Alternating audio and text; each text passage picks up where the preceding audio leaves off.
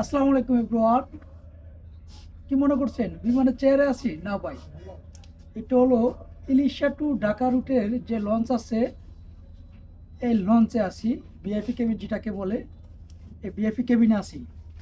তো এখানে আপনি যাওয়ার সময় যে একটা ফিল এখানে অনুভব করতে পারবেন, সেটা হলো এখানে ঘুমিয়ে ঘুমিয়ে যাইতে পারবেন। আমরা যদি হাকিমুদ্দিন দিয়ে যাই, তাহলে এই সময় আপনার যে পরিমাণ জ্যাম হাকিমুদ্দিন লঞ্চে, মানে আপনার যে তোষকের যে সিটগুলো আছে সেগুলো পর্যন্ত পাওয়া যায় না।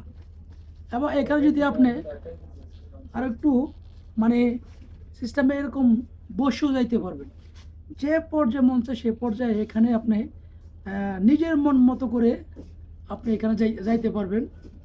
এবং আপনার এই রুটের লঞ্চে যে লঞ্চগুলো আছে, লঞ্চগুলো খুবই মানসম্মত এবং ভাড়াও খুবই মানে আয়ত্তের ভিতরে আছে। আমরা যদি ভিআইপি কেবিনের চেয়ারগুলো দেখি, মানে ঘুমিয়ে ঘুমিয়ে যাওয়া যায় মাত্র 400 টাকা করে। আমরা যারা ভোলাবাসী আছি, আমরা যারা অন্তত রিল্যাক্সে যাইতে চাই, তাহলে অবশ্যই ভোলা ইলিশা রুট দিয়ে আমরা যাওয়ার চেষ্টা করি।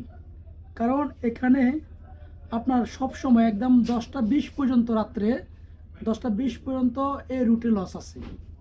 আপনার চাইলে যারা 7টা 8টায় আমরা আমরা হাকিমুদ্দিন লঞ্চ মিস করি বা মঙ্গল শিকদার হাতিয়ার লঞ্চ আমরা মিস করে থাকি, তাহলে আমরা অবশ্যই ভোলার এই রুটে আমরা যাতায়াত করতে পারি। কারণ এখানে আপনি যদি কেবিনে যান, আমরা যদি অন্যান্য জায়গার কেবিনগুলো দেখি আমাদের রুটের হাতিয়া রুটের, তাহলে ওই কেবিনগুলো আপনার 2500 টাকা মাঝে মধ্যে পাওয়া যায় না। কিন্তু এই রুট দিয়ে আপনি ডাবল কেবিনগুলো 1600 থেকে 1800 টাকার ভিতরে আপনি যাইতে পারবেন। এবং কি যদি আপনার কেবিনে যাইতে মন না চায়, তাহলে যে ভিআইপি যে কেবিনগুলো আছে, এই কেবিনে চেয়ারগুলো আছে, এই চেয়ারে আপনি যাইতে পারবেন মাত্র 400 টাকা ভাড়া দিয়ে। এবং নিচে যে চেয়ারটা আছে ওটা হলো 300 টাকা ভাড়া দিয়ে যাওয়া যায়, এবং ড্যাগের ভাড়া 200 টাকা। কিন্তু আমরা হাতিয়ার লাইনে যাইতে চাই, তাহলে সর্বনিম্ন ড্যাগের ভাড়া যায় 400 থেকে 500 টাকা করে। তো আমরা যারা ভোলাবাসী আছি, অন্তত হাকিমুদ্দিন লঞ্চ যাদের মিস হয়, তাহলে আমরা ভোলার এই রুটে যাইতে পারি।